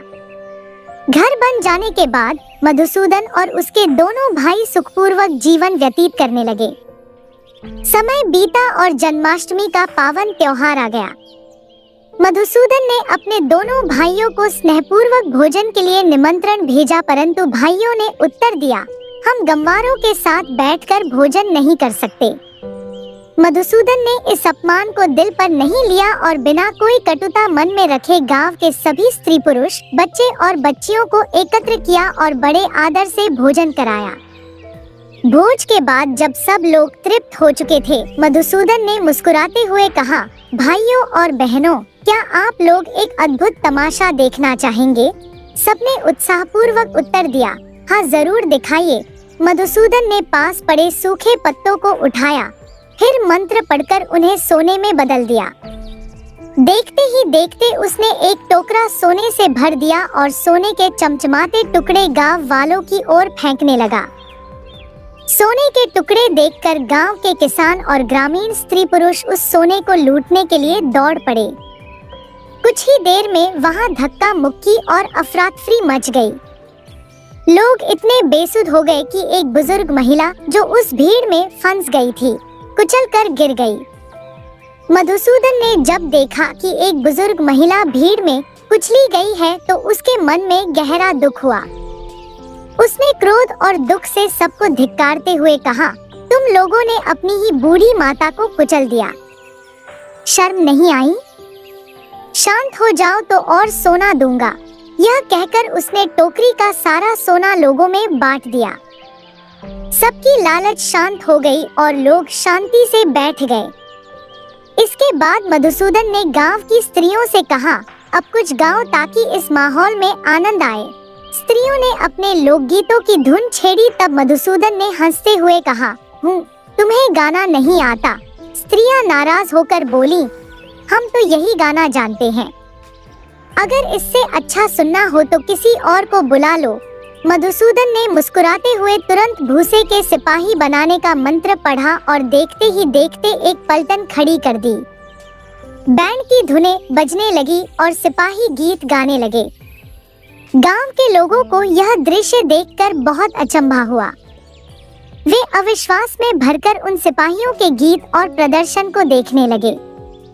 सिपाहियों ने देर तक गीत गाए और गांव वाले मंत्रमुग्ध होकर सुनते रहे। जब मधुसूदन को लगा कि तमाशा पूरा हो गया है तो उसने फिर से मंत्र पढ़ा और वे सिपाही फिर से भूसे के पूले बन गए। गांव के लोग इस अद्भुत नजारे से हैरान और खुश होकर अपने अपने घर लौट गए। मधुसूदन की विद्या और उदारता की चर्चा गांव भर में फैल गई और वह और भी अधिक सम्मानित हो गया। प्रातः काल जब विनय ने गांव में मधुसूदन के भूसे के सिपाहियों की चर्चा सुनी तो वह बेचैन हो उठा। हाफता वह मधुसूदन के पास पहुंचा और बोला, भाई मधुसूदन, ये सिपाही तुमने किस विधि से बनाए थे? मधुसूदन ने शांति से उत्तर दिया, क्यों, तुम्हें इन सिपाहियों से क्या काम है? विनय उत्सुकता से बोला, काम? इन सिपाहियों की मदद से हम एक पूरा राज्य जीत सकते हैं। मधुसूदन ने मुस्कुराते हुए कहा, अरे ये बात है तो पहले क्यों नहीं बताया? चलो खलिहान में चलते हैं, जितने सिपाही चाहो बना दूंगा, पर शर्त यही है कि इन्हें तुरंत यहाँ से बाहर ले जाना, नहीं तो ये पूरे गांव का सारा अनाज चट कर जाएंगे। विनय के मन में खुशी की लहर दौड़ गई। दोनों खलिहान की ओर बढ़े और मधुसूदन ने मंत्र पढ़कर कई पलटनों की सेना तैयार कर दी। सिपाही कतारबद्ध खड़े हो गए, हथियारों से सुसज्जित, जैसे युद्ध के लिए पूरी तरह तैयार हों। मधुसूदन ने पूछा, बस इतने काफी हैं या और चाहिए? विनय खुशी से झूमते हुए बोला, बस इतने काफी हैं। भाई, तुमने मुझ पर बड़ा उपकार किया है। मधुसूदन ने सहजता से कहा, उपकार की क्या बात है? इस साल भूसा बहुत हुआ है, अगर कभी और जरूरत पड़े तो आ जाना, फिर से सिपाही बना दूंगा। अब विनय का आत्मविश्वास आसमान छू रहा था। वह सेना लेकर तुरंत युद्ध की तैयारी करने के लिए निकल पड़ा। उसे लगता था कि इन चमत्कारी सिपाहियों की मदद से वह कोई भी राज्य जीत सकता है। विनय के जाते ही राकेश भी मधुसूदन के पास आ पहुंचा। वह लालसा से भरे स्वर में बोला, भाई साहब, मैंने सुना है कि तुम सोना बना लेते हो। हाय हाय, अगर थोड़ा सा सोना मुझे मिल जाए तो मैं संसार भर का धन खींच लूं। मधुसूदन ने हंसते हुए कहा, अरे, सोने में यह शक्ति है, फिर तुमने पहले क्यों नहीं बताया? बताओ कितना सोना चाहिए? राकेश ने उत्साहित होकर कहा, बस 3 टोकरियां सोना बना दो। मधुसूदन ने बिना किसी झिझक के मंत्र पढ़ा और 3 टोकरी सोना बना दिया। राकेश सोने की चमक देखकर प्रसन्न हो गया और बोला, आपने मुझ पर बड़ी कृपा की भाई साहब। मधुसूदन ने सहजता से कहा, इसमें कृपा की कौन सी बात है भाई? जंगल में पत्ते बहुत हैं। अगर कभी और जरूरत पड़े तो फिर आ जाना। जितना सोना चाहिए उतना बना दूंगा। सोना लेकर राकेश व्यापार करने निकल पड़ा, मन में यह सोचकर कि अब वह संसार का सबसे धनी व्यापारी बन जाएगा। विनय ने अपनी सेना की सहायता से एक विशाल राज्य पर विजय प्राप्त कर ली और उधर राकेश भी व्यापार में अपार संपत्ति का स्वामी बन गया। एक दिन दोनों भाइयों की मुलाकात हुई और वे आपस में बातचीत करने लगे। विनय बोला, भाई राकेश, मैंने अपना अलग राज्य स्थापित कर लिया है और अब आराम से रहता हूँ, लेकिन इन सिपाहियों का पेट कैसे भरूं? धन की कमी तो सदैव बनी रहती है, यही चिंता सता रही है। राकेश ने सिर हिलाते हुए कहा, तुम अकेले नहीं हो विनय। मेरे पास इतना धन है कि उसकी गिनती नहीं कर सकता, पर उसे सुरक्षित रखने के लिए सिपाही नहीं मिलते। मैं भी बड़ी विपत्ति में फंसा हूँ। विनय ने सुझाव दिया, तो फिर चलो मधुसूदन के पास चलते हैं। मैं तुम्हारे लिए कुछ सिपाही बनवा दूंगा और तुम मेरे लिए थोड़ा सा सोना बनवा देना। राकेश ने सहमति जताते हुए कहा, हाँ, यह ठीक रहेगा। चलो चलते हैं। दोनों भाई मधुसूदन के पास पहुँचे और विनय बोला, भाई मधुसूदन, मेरी सेना में कुछ कमी है, कृपया कुछ और सिपाही बना दो। मधुसूदन ने गंभीरता से उत्तर दिया, नहीं, अब मैं और सिपाही नहीं बनाऊंगा। विनय ने हैरान होते हुए कहा, लेकिन तुमने वचन दिया था, और अगर ऐसा नहीं होता तो मैं यहाँ आता ही क्यों? आखिर कारण क्या है? तुम सिपाही क्यों नहीं बनाना चाहते? मधुसूदन ने गहरी सांस लेते हुए कहा, कारण यह है कि तुम्हारे सिपाहियों ने एक निर्दोष व्यक्ति की हत्या कर दी। कल जब मैं अपने खेत में हल चला रहा था तो मैंने पास से एक अर्थी जाते देखी। मैंने किसी से पूछा, कौन मर गया? तो एक स्त्री ने कहा, विनय के सिपाहियों ने युद्ध में मेरे पति को मार डाला। मैं तो अब तक यही समझता था कि सिपाही केवल बैंड बजाते और तमाशा दिखाते हैं, लेकिन अब वे लोगों की जान लेने लगे हैं। ऐसे सिपाही बनाने से तो संसार में केवल विनाश होगा और मैं इस विनाश का कारण नहीं बनना चाहता। मधुसूदन की बात सुनकर राकेश बोला, अच्छा, अगर तुम सिपाही नहीं बना सकते तो मेरे लिए थोड़ा और सोना ही बना दो। तुमने वचन दिया था कि जब भी जरूरत पड़ेगी तुम सोना बना दोगे। मधुसूदन बोला, हाँ, वचन दिया था, लेकिन अब मैं और सोना नहीं बना सकता। राकेश हैरान होकर बोला, क्यों, ऐसा क्या हुआ? मधुसूदन ने बड़ी मासूमियत से जवाब दिया, क्योंकि तुम्हारे सोने ने बसंत की बेटी से उसकी गाय छीन ली। राकेश हैरान होकर बोला, यह कैसे संभव है? मधुसूदन ने बताया, बसंत की बेटी के पास एक प्यारी गाय थी जिसका दूध उनके छोटे छोटे बच्चे पीते थे। कल वे मासूम बच्चे मेरे पास दूध मांगने आए। मैंने उनसे पूछा, तुम्हारी गाय कहाँ गई? वे बोले, राकेश के एक सेवक ने हमें 3 सोने के टुकड़े दिए और हमारी गाय ले गया। मैं समझता था कि तुम यह सोना बनवाकर गरीबों को प्रसन्न करोगे, लेकिन तुमने तो उनकी जीविका का साधन ही छीन लिया। इस कारण अब मैं और सोना नहीं बना सकता। दोनों भाई राकेश और विनय निराश होकर वापस लौट पड़े। राह में दोनों ने आपस में समझौता किया। विनय ने राकेश से कहा, तुम मुझे कुछ सिपाही दे दो और बदले में मैं तुम्हें थोड़ा सोना दे दूंगा। समय बीतते ही राकेश ने अपनी धन संपत्ति के बल पर एक छोटा राज्य खरीद लिया। इस प्रकार दोनों भाई राजा बनकर अपने अपने राज्यों में सुख और समृद्धि से शासन करने लगे। मधुसूदन गूंगी बहरी मनोरमा के साथ खेतों में काम करते हुए अपने माता पिता की सेवा में जुटा रहा। उसकी दिनचर्या में कड़ी मेहनत और स्नेह से भरी सेवा थी। एक दिन उसकी प्रिय कुतिया अचानक बीमार हो गई। मधुसूदन को तत्काल वह जड़ी बूटी याद आई जो उसे पहले भूत ने दी थी। उसने बिना विलंब किए वही बूटी कुतिया को खिला दी। चमत्कारिक ढंग से कुछ ही क्षणों में कुतिया पूरी तरह से स्वस्थ होकर उछल कूद करने लगी। यह अद्भुत दृश्य देखकर उसके माता पिता हैरान हो गए और उससे पूछने लगे, यह कैसे संभव हुआ? मधुसूदन ने विनम्रता से बताया, कुछ समय पहले एक भूत ने मुझे 2 चमत्कारी बूटियां दी थी। उसने कहा था कि ये हर प्रकार के रोगों को दूर करने की शक्ति रखती हैं। आज मैंने उनमें से एक बूटी कुतिया को खिला दी और वह स्वस्थ हो गई। उसी समय दैवयोग से वहां के राजा की कन्या गंभीर रूप से बीमार पड़ गई। राजा ने नगर भर में डोंडी पिटवाई की, जो कोई मेरी पुत्री को स्वस्थ कर देगा उससे उसका विवाह कर दिया जाएगा। यह सुनकर मधुसूदन के माता पिता ने कहा, बेटा यह तो तुम्हारे लिए बहुत बड़ा अवसर है। तुम्हारे पास एक बूटी अभी भी बची है। राजा की बेटी को ठीक कर दो तो तुम्हारी सारी समस्याएं सदा के लिए समाप्त हो जाएंगी। इस तरह तुम अपनी मेहनत और योग्यता से राजा के दामाद बनकर चैन से जीवन बिता सकोगे। मधुसूदन राजा की बीमार पुत्री को ठीक करने के उद्देश्य से चलने को तैयार हो गया। किंतु जैसे ही वह घर से बाहर निकला, उसने देखा कि द्वार पर एक गरीब बुढ़िया खड़ी थी जिसकी आंखों में करुणा की पुकार थी।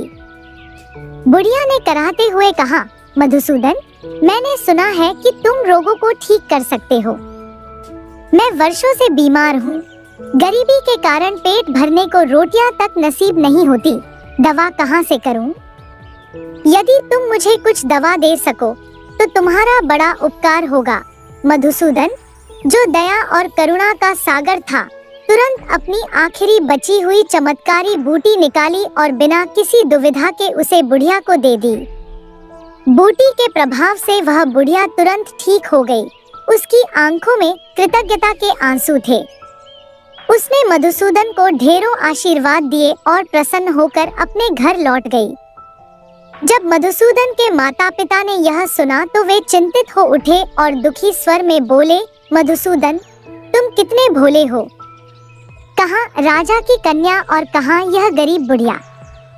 राजकन्या को ठीक कर देते तो तुम्हारी किस्मत बदल जाती, पर इस बुढ़िया को चंगा करने से तुम्हें क्या मिला? मधुसूदन ने शांत भाव से उत्तर दिया, मुझे राजा के पुत्री के उपचार की भी चिंता है। मैं वहाँ भी अवश्य जाऊंगा। माता ने व्याकुल होकर कहा, परंतु अब बूटी तो बची ही नहीं, तुम वहाँ जाकर क्या करोगे? मधुसूदन ने विश्वास भरे स्वर में कहा, मुझे कोई चिंता नहीं। ईश्वर की मर्जी पर भरोसा रखो। जो होना है वह होकर रहेगा।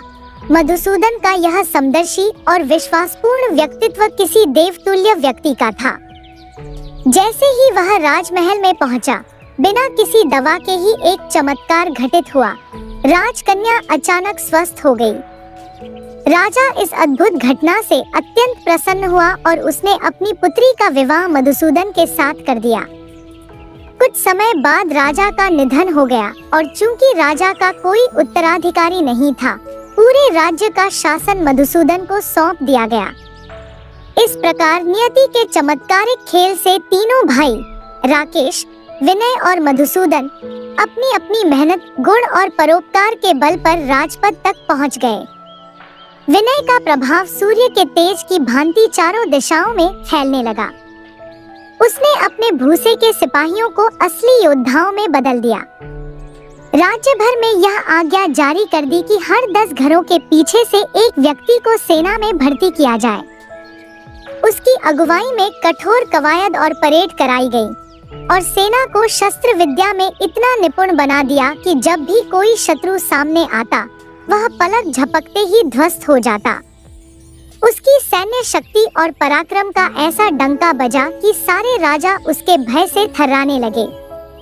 विनय अब अखंड राज्य का शासक बन गया, जहां उसकी आज्ञा ही अंतिम थी।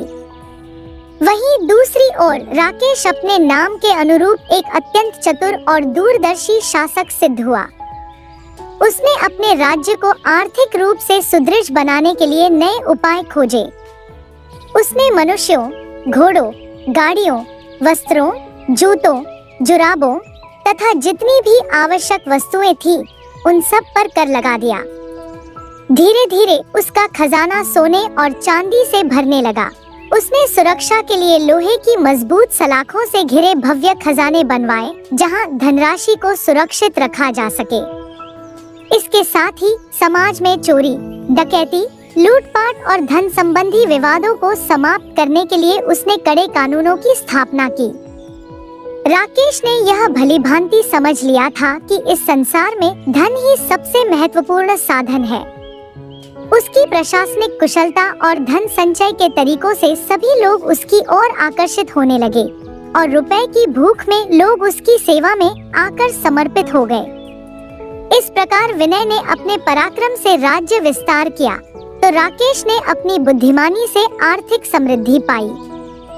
दोनों भाइयों ने अपने अपने तरीकों से एक अखंड, शक्तिशाली और संपन्न साम्राज्य की स्थापना की, जिससे उनके राज्य में सुख, समृद्धि और स्थायित्व का युग आया। वहीं अब सुनिए मधुसूदन की विचित्र और अनोखी प्रवृत्ति की कहानी। जब ससुर का क्रियाकर्म संपन्न हो गया, तो उसने अपने राजसी रत्नजटित वस्त्र उतारकर संदूक में बंद कर अलग रख दिए। राजा का शाही ठाट-बाट त्याग कर वह साधारण मोटे कपड़े पहनने लगा और किसानों की भांति खेती करने का विचार किया। राजमहल के वैभव और ऐश्वर्य के बीच बैठे बैठे उसका मन उबने लगा। शाही भोज भी उसे नहीं भाते थे, न ही भोजन पचता था। धीरे धीरे उसका शरीर कमजोर होने लगा। उसे न भूख लगती न नींद आती। इस हाल में मधुसूदन ने अपनी मुंहबोली गूंगी बहन मनोरमा और माता पिता को अपने पास बुला लिया और फिर से पहले की तरह खेती के काम में जुट गया। उसके लिए यह काम ही सुकून और जीवन का वास्तविक आनंद था। एक दिन मंत्री ने उसे खेतों में काम करते हुए देखा तो आश्चर्यचकित होकर बोला, महाराज, आप तो राजा हैं, यह क्या कर रहे हैं? मधुसूदन ने सहजता से उत्तर दिया, तो क्या मैं भूखा मर जाऊं? बिना काम किए मुझे भूख ही नहीं लगती। बताओ मैं क्या करूं? उसी समय दूसरा मंत्री भी आ पहुंचा और चिंतित स्वर में बोला, महाराज, राज्य का प्रबंधन कैसे किया जाए? नौकरों को तलब कहां से दें? खजाने में तो एक भी रुपया नहीं बचा है। मधुसूदन ने शांत भाव से उत्तर दिया, यदि रुपया नहीं है तो तलब मत दो। मंत्री ने हैरान होकर कहा, महाराज, तलब के बिना काम कौन करेगा? मधुसूदन हंसते हुए बोला, काम कैसा? यदि कोई काम नहीं करना चाहता तो न करे। खेतों में करने के लिए काम क्या कम है? खाद संभालना, समय पर बुवाई और कटाई करना, यह सब भी तो काम है। राजमहल की नौकरी से कहीं अधिक संतोष और शांति खेतों में परिश्रम करने से मिलती है। एक दिन मधुसूदन अपने खेतों में काम कर रहा था, तभी कुछ लोग एक मुकदमे को लेकर उसके सामने आए। एक किसान ने व्याकुलता से कहा, महाराज, इस व्यक्ति ने मेरे रुपए चुरा लिए हैं।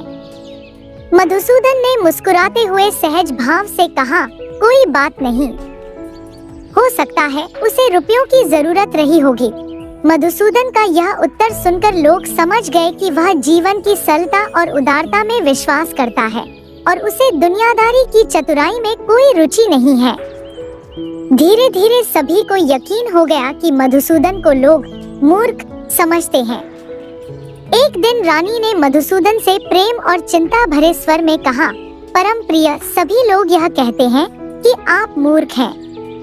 मधुसूदन ने मुस्कुराते हुए उत्तर दिया, तो इसमें कोई हानि नहीं है। यदि लोग मुझे मूर्ख मानते हैं तो क्या फर्क पड़ता है? मैं अपनी संतुष्टि और सुकून से जीता हूँ। रानी ने मन ही मन सोचा कि धर्मशास्त्र के अनुसार पति ही स्त्री का परमेश्वर है और पति के मन की प्रसन्नता ही उसका धर्म है। अतः सच्ची पत्नी का कर्तव्य है कि वह वही करे जो उसके पति को संतोष दे। यह सोचकर रानी भी राजा मधुसूदन के साथ खेतों में काम करने लगी। इस दृश्य को देखकर राज्य के सभी बुद्धिमान लोग समझ गए कि मधुसूदन की शासन पद्धति में उनके लिए कोई स्थान नहीं है और वे एक एक करके अन्य देशों में चले गए। राज्य में केवल वे लोग रह गए जिन्हें मधुसूदन का सरल जीवन और परिश्रमी स्वभाव प्रिय था। धीरे धीरे यह राज्य एक अनोखी मिसाल बन गया, जहां रुपए पैसों का कोई महत्व नहीं था। यहाँ तक कि राजा से लेकर आम नागरिक तक सभी लोग खेतों में काम करते, अपनी फसल उगाते और अपनी मेहनत की उपज से खुद खाते और दूसरों को खिलाकर प्रसन्न रहते। इस राज्य में कोई लालच, द्वेष या झगड़े नहीं थे। लोग सरलता, संतोष और सहयोग से जीवन जीते थे। मधुसूदन का राज्य भौतिक समृद्धि से भले ही दूर था, लेकिन आत्मिक शांति और सामूहिक सौहार्द में समृद्ध था। उधर अधर्मराज अधर्म के प्रतीक रूप में बैठे सोच रहे थे कि अब तीनों भाइयों का सर्वनाश होगा और भूत उनका अंत कर देंगे। वह लगातार इंतजार कर रहा था कि अब भूत आएंगे, अब आएंगे, परंतु वहाँ कोई नहीं आया। अधर्मराज को यह देखकर बड़ा आश्चर्य हुआ कि आखिर यह कैसे संभव है। उसने सोचा कि आखिर माजरा क्या है, इसे खुद जाकर देखना चाहिए। अतः अधर्मराज सबसे पहले मधुसूदन के पुराने गांव की ओर गया। वहां खोजबीन करने पर उसे 3 गहरे छेद मिले, जिससे उसे यह समझ में आ गया कि तीनों भूत अब मारे जा चुके हैं। अब उसे तीनों भाइयों की खोज थी, इसलिए वह उनकी तलाश में निकल पड़ा। कुछ समय बाद उसने देखा कि तीनों भाई राजा बनकर अपने अपने राज्यों में सुखपूर्वक शासन कर रहे हैं। यह देखकर अधर्मराज का क्रोध आसमान छू गया। उसके दिल में जलन और गुस्से की अग्नि धधक उठी। वह दांत पीसते हुए बोला, अब देखता हूँ ये सब मुझसे बचकर कहाँ जाते हैं। वह अपनी चालबाजी में कुशल था, इसलिए एक सेनापति का भेष बदलकर सबसे पहले विनय के पास पहुँचा। हाथ जोड़कर विनम्रता से बोला, महाराज, मैंने आपके शौर्य और पराक्रम के बारे में बहुत सुना है। मैं अस्त्र शस्त्र विद्या में अत्यंत निपुण हूँ और मेरी इच्छा है कि आपकी सेवा में रहकर अपना कौशल प्रदर्शित करूँ। विनय ने नए सेनापति की चतुराई को उसकी चितवनों से ही भांप लिया। उसे देखते ही समझ गया कि यह व्यक्ति न केवल कुशल है बल्कि बुद्धिमान भी है। विनय ने बिना देर किए उसे सेनापति के पद पर नियुक्त कर दिया। नवीन सेनापति ने तुरंत ही सेना को बढ़ाने और सुदृढ़ बनाने की योजना तैयार की। उसने विनय से निवेदन किया, महाराज, मेरे विचार में राज्य में बहुत से लोग ऐसे हैं जो बेकार बैठे हैं और कोई काम नहीं करते। राज्य की स्थिरता और सुरक्षा के लिए एक मजबूत सेना ही सबसे आवश्यक है। इसलिए हमें सभी युवा पुरुषों को सेना में भर्ती करके इसे 5 गुना बढ़ा देना चाहिए। साथ ही राजधानी में नए नमूने की बंदूकें और तोपें बनाने के लिए कारखाने खोलने चाहिए। मैं ऐसी बंदूकें बना सकता हूँ जो एक बार में 100 गोलियां दाग सकें और ऐसी तोपें जो घोड़े, मकान, पुल आदि को पल भर में नष्ट कर दें। विनय को यह योजना बहुत पसंद आई। उसने खुशी खुशी पूरे राज्य में एक आज्ञा जारी कर दी कि सभी युवा पुरुषों को सेना में भर्ती किया जाए। राजधानी और अन्य प्रमुख स्थानों पर युद्ध सामग्री बनाने के लिए नए नए कारखाने खोले गए। सेनापति की देखरेख में नए हथियार, तोपें और बंदूकें बनाई जाने लगी। युद्ध की समस्त सामग्री जब पूरी तरह तैयार हो गई, तो विनय ने सबसे पहले अपने पड़ोसी राज्य पर आक्रमण किया और उसे जीत लिया। उसकी विजय की गूंज दूर दूर तक फैल गई। इसके बाद उसने मैसूर के शक्तिशाली राजा पर आक्रमण करने की योजना बनाई, परंतु सौभाग्य से मैसूर के राजा ने विनय की सभी गतिविधियों और योजनाओं का पहले से भलीभांति अध्ययन कर रखा था। विनय ने केवल पुरुषों को अपनी सेना में भर्ती किया था, जबकि मैसूर के राजा ने स्त्रियों को भी अपनी सेना का अभिन्न अंग बना लिया था। न केवल नए हथियार और तोपें बनाई गई, बल्कि सेना की संख्या भी विनय की सेना से 4 गुनी कर दी गई। इसके साथ ही एक अनोखी कल्पना को साकार किया। ऐसे बमों का निर्माण किया गया जो आकाश से फेंके जाएं और धरती पर गिरकर शत्रु की सेना का संपूर्ण विनाश कर दें। विनय ने सोचा था कि जैसे उसने अपने पड़ोसी राज्य को कुछ ही पलों में जीत लिया था, वैसे ही मैसूर के राजा को भी शीघ्र ही पराजित कर उसका राज्य छीन लेगा। परंतु इस बार भाग्य ने उसका साथ नहीं दिया। युद्ध के मैदान में दृश्य पूरी तरह भिन्न था।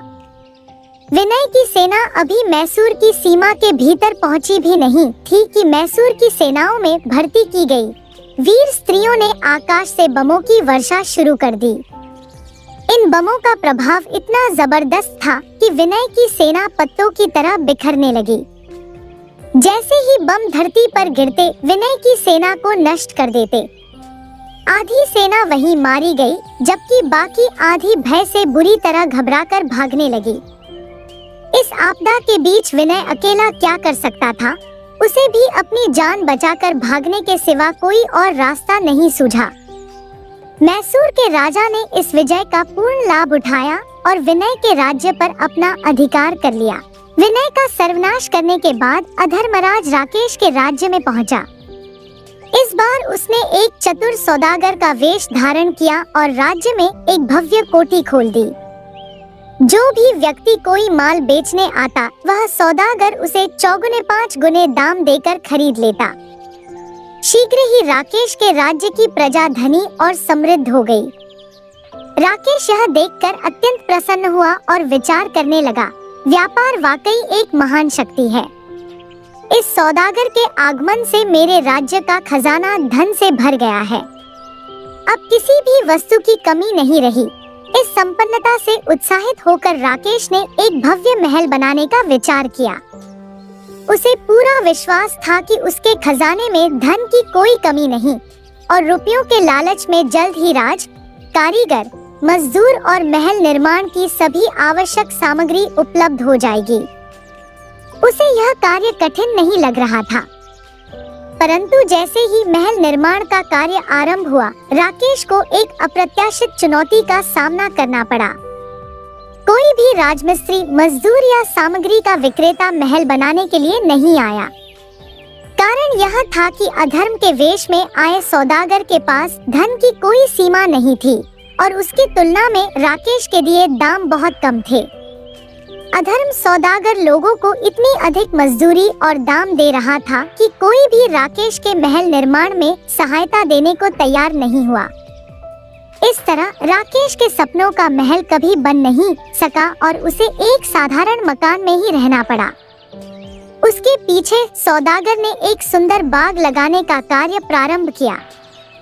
इसी बीच उसने एक विशाल तालाब खुदवाने की योजना भी बनाई। धन की अधिकता के कारण नगर के सभी लोग उस सौदागर के प्रभाव में थे। राजा की ओर से कोई भी काम नहीं हो रहा था और उसके द्वारा शुरू किया गया बाग भी अधूरा रह गया। शीत ऋतु के आगमन पर राकेश ने ऊनी वस्त्र खरीदने का निश्चय किया, परंतु जब उसने हर जगह खोज की तो उसे एक ही उत्तर मिला। सौदागर ने बाजार से सभी वस्त्र पहले ही खरीद लिए थे। ऐसा प्रतीत हो रहा था मानो शहर का सारा व्यापार उसी के नियंत्रण में था। रुपए की शक्ति से अधर्म ने राजा के सभी सेवकों को अपने पास खींच लिया। राजा की स्थिति इतनी दयनीय हो गई कि भूखों मरने की नौबत आ गई। क्रोध में आकर राजा ने उस सौदागर को अपनी राजधानी से निर्वासित कर दिया, लेकिन अधर्म ने सीमा पर अपना डेरा जमा लिया। राकेश निराश होकर सोचता रहा कि अब क्या किया जाए। उसे उपवास करते हुए 3 दिन बीत चुके थे कि अचानक विनय उसके सामने उपस्थित हुआ। विनय ने थकी हुई आवाज में कहा, भाई राकेश, मैं अब नष्ट हो चुका हूँ। मेरी सेना और राज्य समाप्त हो गए हैं। मैसूर के राजा ने मेरी राजधानी पर अधिकार कर लिया है और मैं अपनी जान बचाकर यहाँ आया हूँ। अब मेरी कुछ सहायता करो। राकेश ने असहाय स्वर में उत्तर दिया, सहायता की कौन सी बात करते हो भाई? यहाँ तो हमारी अपनी जान पर बनाई है।